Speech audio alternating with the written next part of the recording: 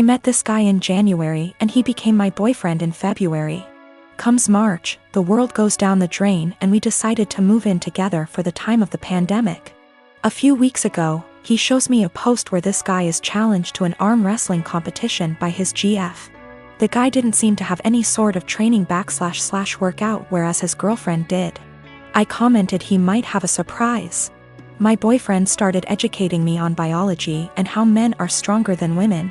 I told him there were way too many factors to take into consideration to make such a broad comment. I have been doing weightlifting for 2 years and my boyfriend has never seen a gym in his life, so I used us as an example. That was a big mistake. He got really defensive and condescending, and made comments like, "That's cute." I just let it go. Fast forward to yesterday. He's playing some game with his friend, online, and I can clearly hear him talk about me.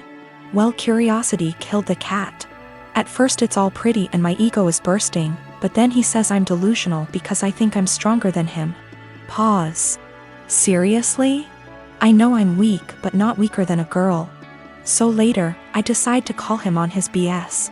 I asked him if he wanted to come work out with me the next day, this morning, so he can show me how strong he is.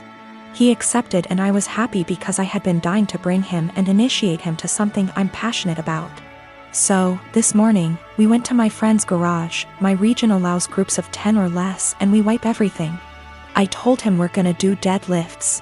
It's my favorite exercise and I was already planning to test my personal best, so it was perfect. My friend was there cause he corrects my form and it's been our Sunday ritual since COVID-19. We started light and slowly worked our way up, doing the same number of reps as the other. Comes 185, his form starts to crumble, so we made him go lighter. But 185 really isn't that much for me, so I kept stacking the plates. He looked very supportive and impressed the whole time. I ended up beating my personal best at 265. I was ecstatic and so were they. When we got in the car, he was very silent. I assumed he was just tired. We got home and that's when he exploded and asked me if I was proud of myself. Apparently, I humiliated him in front of my friend. I apologized. I didn't realize he was feeling that way. He got angry and said it really changed the way he saw me, like I'm less of a woman now. He stormed to the basement. I started collecting my things. But now I'm wondering if I should have been reading between the lines and stopped at 190 or something. Or just dropped it and never suggested we work out together. I knew very well I was stronger than him, but I just had to prove it to him. I have a sister who has a husband who is the poster child of weaponized incompetence. They have 4 kids and she's pregnant. My sister works a full-time job, 40+ hours a week, cleans her entire house, cooks, takes care of all her children without him doing anything. It is seriously mind-blowing that she wakes up at like 4 a.m., cooks breakfast, does chores, gets all of her kids ready for school, takes them all to school and daycare, and all he does is stay home and work. And when his kids get home, after my sister picks them up, of course, he will play with them for a little and play video games until he falls asleep. She actually makes more than him. My fiance and I had to stay with them for 6 weeks while our home was being renovated, and since we both WFH, we helped her, and it is amazing how much happier she is when she has help. I helped with the kids and my fiance even drove her to doctor's appointments. Her husband literally only acknowledges he is a parent when his family is around, then he is a God-fearing, hard-working father of 5. He is the one that wanted more kids. She wanted to stop after her last baby, but he needed more boys. I am seriously concerned not only for her, but her kids as well, because now her oldest is seeing what's happening and trying to help, but my sister is prideful and refuses to let her child do anything. Me and this man have never gotten along.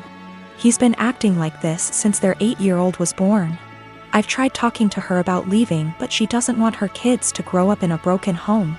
And unfortunately her experience with our parents' divorce was completely different than mine, so she doesn't understand that a divorce would benefit her kids here because she thinks they need their mom and dad together. Cut to this past weekend, her and her husband threw a pre-Thanksgiving potluck where our entire family plus his was there. I stayed with my sister a few days before because I knew he wouldn't help. So we're at dinner all talking, and I mention we are trying for a baby and my brother-in-law makes an offhanded comment to him about how hard fatherhood is. And I snapped and said, like you would know. He looked taken aback and asked me what I meant, and I unloaded on him, calling him a pathetic excuse for a man who makes my 8 months pregnant sister do everything for their family. I went off for a solid 10 minutes and he sat there shrinking in his seat. I left. Last night my sister called me and thanked me for standing up for her and told me she appreciated me. Although today I got a very nasty text from him telling me I'm a terrible person, and because I lied in front of his family, his mom is angry at him and is moving in with them to help her out, and I've made him the laughingstock of his family. He certainly thinks so. Now both of my kids, 16-year-old son and 9-year-old daughter, and my ex are extremely mad at me because I won't give up my appointed time with them. My son won't even talk to me and my daughter is crying all the time. Me and my ex divorced shortly after my daughter was born. I blame him for it and he blames me. I won't go into detail here. We ended up with a 50/50 custody agreement, switching every other week. While this was 8 years ago, we're still not on good terms. We rarely ever talk to each other outside of the kids, and I'm perfectly fine with that. One thing we have agreed on since the beginning though is that we don't plan things on days that aren't ours. And unless it's extremely important, we don't switch days or weeks.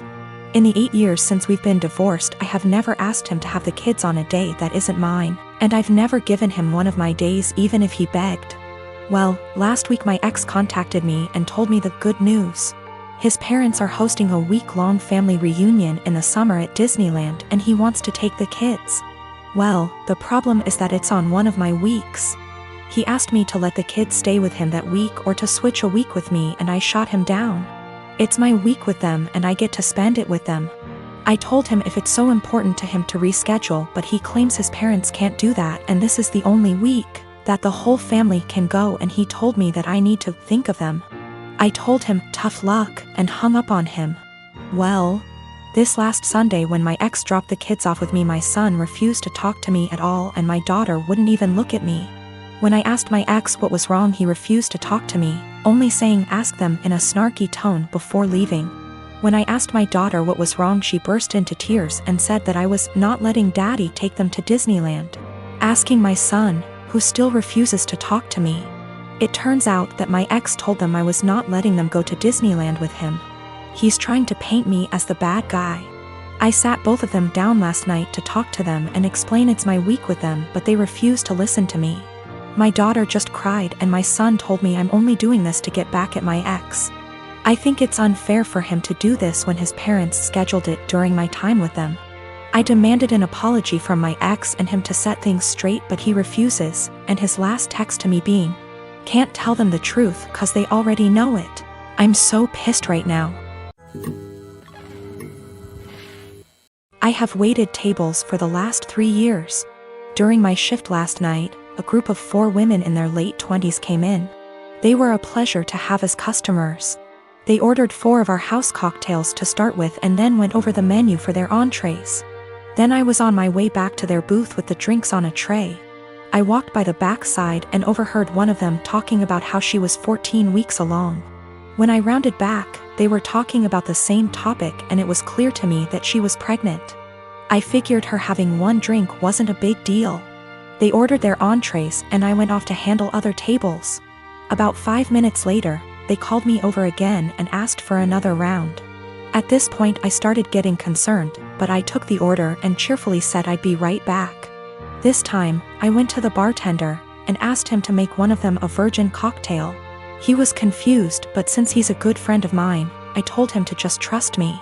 A few cocktails later, hers strictly virgin, they started getting rowdy, and Mrs. Pregnant Woman was also getting into it. I figured that since she didn't notice, things were okay. The problem came when I took them their check, and they asked to split the bill at the register. When Mrs. Pregnant Woman got to the counter, I saw her cocktails were marked with virgin. My bartender had edited each in the system for inventory. It was too late for me to edit them back, so I just had her pay, hoping that she wouldn't look at the receipt. They all thanked me and left, leaving a generous tip in the process. They were talking in the parking lot for the next short while, presumably waiting for an Uber. Several minutes later, Mrs. Pregnant Woman came back and asked what virgin on the receipt meant. I fessed up that it meant non-alcoholic. She blank stared me for a few seconds and then asked if she had ordered a non-alcoholic cocktail. I said no, but told her that I assumed she wanted one seeing as she was pregnant. It was a lame lie and I'll admit it, but she looked me in the eye and asked me to return her part of the tip. I did so. Then she talked to my manager. My manager took me into her office and literally shrieked at me until hoarse. I stood my ground and told her that I'm not going to be responsible for FAS. She told me that she was taking me off the calendar until she decided what to do with me. She also informed me that I could get the restaurant in serious trouble for discrimination. And upon examination of my state's laws, she is correct. But when I talked to my mother and father about it tonight, they told me that they understood my position. The entire staff at the restaurant is against me and I think that I'm going to call in and tell my manager that I quit. But I still feel in the right here,